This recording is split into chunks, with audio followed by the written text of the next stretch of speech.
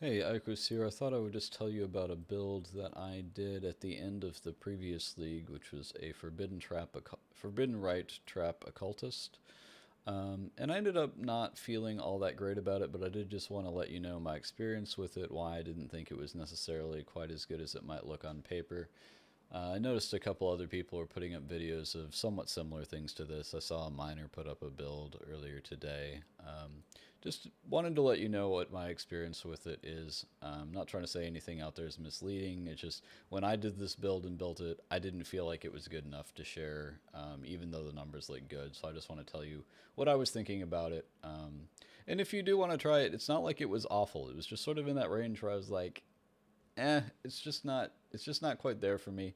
And it may be more there for you than it is for me because I just generally I've noticed I do not enjoy the trap playstyle. I tried the fire trap instead of Wave of Conviction because it had higher DPS for a very similar build with defenses. I've tried a couple other traps before, and every time I don't know, I don't like that delay. And the benefit of preloading against a boss it has not been enough for me to like traps. But in any case, I'm just going to go through this.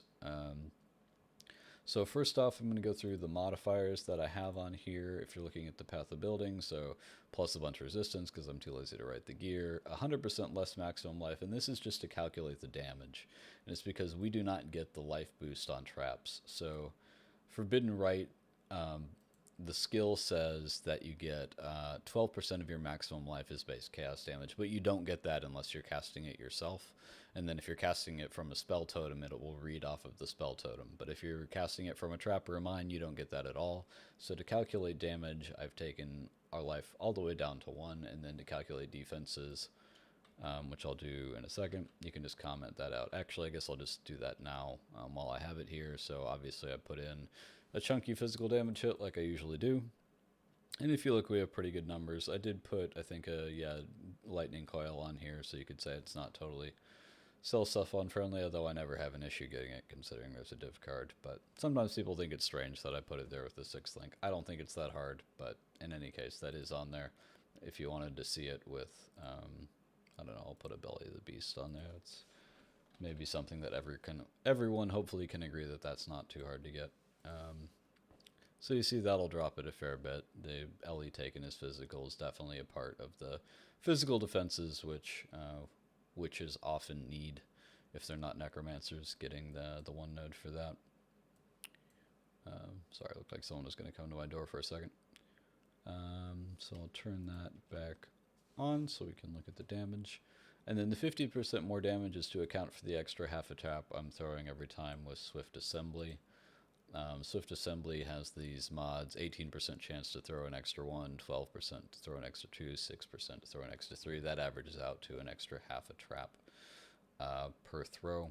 Multiple traps is technically better DPS. The reason that I go with Swift Assembly is because multiple traps isn't giving you any benefit when you're preloading against a boss. So one of the nice things about mines and traps is that you can throw out a whole bunch of them while the boss is in an immunity phase or while he's doing his loading animation or whatever, and then he loads in and all of a sudden all of your traps go off and you chunk them for a big burst of damage. And multiple traps, you're not getting any benefit out of that because, you will have fully loaded the field either way, and multiple traps is giving you the damage penalty of less damage. So I ended up liking Swift Assembly sort of as a midpoint of, okay, we're still getting the extra DPS of getting traps out there, but also we're still getting, we're not taking the damage penalty and we can preload the whole field still with Swift Assembly. So I ended up going with this. The other thing to note is that I think GMP is better than Greater Volley, even though Greater Volley shows a higher DPS. In my experience with this skill, and what some other people I know have also said when they've done Forbidden Rite, is that Greater Volley target acquisition doesn't seem very good. For whatever reason, GMP seems much better at actually hitting the target. So even though if I turn this off and turn this on, you'll see the DPS goes up a bit. In like real world playing scenario, I think GMP is the way to go. One final thing to note about damage is anytime you load a path of building off something that's a chaos skill and it has any source of withered, it's going to say that you have 15 withered stacks, but realistically this just isn't the case when you're playing in the game. I mean, it's going to be the case sometimes, but most of the time it isn't. So we can get those stacks by doing spell totem, wither, multiple totems, and each one of those is putting on 4 stacks a second, and they will expire after 2 seconds and some change because I have some withered expires slower modifiers. But you pair that with, I'm not actually sure, I should have